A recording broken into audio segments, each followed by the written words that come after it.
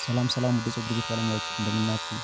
ዛሬ ይዤላችሁ የመጣሁት ማጂክ ሊፕ ቆንጆውን የዋህል መቀጫ ማሽን ነው። እንዴት ይህን ማሽን ፏፏ እናደርገዋለን፣ እንዴት እናጸዳዋለን የሚለው አብረን የምናይ ይሆናል። በዚህ ልክ እንፈታዋለን። ምን ያክል ፀጉር እንዳለው እያያችሁት፣ ስንፈታው በጣም በጥንቃቄ እያያችሁ በኋላ ስታስሩት እንዳይቸግራችሁ። በዚህ ልክ እንፈታዋለን። ምንም አይቀረንም።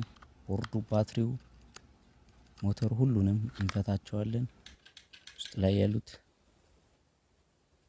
ምክንያቱም በደንብ ማጽዳት አለብን። ባለሙያዎች ይህንን የ2 ደቂቃ ስራ ነው። በየቤታችሁ ማሽናችሁን በዚህ ልክ መጠበቅ ትችላላችሁ። ማሽናችሁ ምንም ሳይሆን ረጅም እድሜ እንዲኖር በጣም በጥንቃቄ መያዝ አለባችሁ።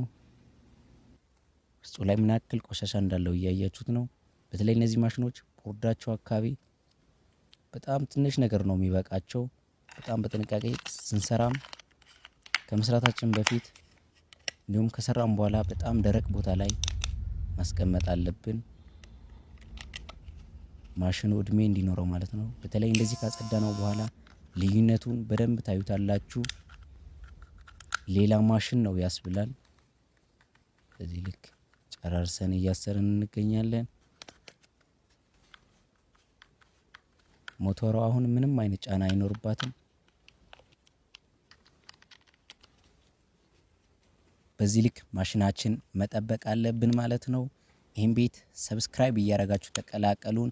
ማሽኖቻችን እንዴት ትሪት ማድረግ እንዳለብን እንማራለን ማለት ነው። በዚህ ልክ ጨራርሰን እየገጠምን ነው። አሁን ዘይታችንን ሰጠት እናደርገዋለን። ስናስነሳው ራሱ ልዩነቱ ድምፁ ራሱ ያስታውቃል። ተረት ነው የምትለው። ይመቻል።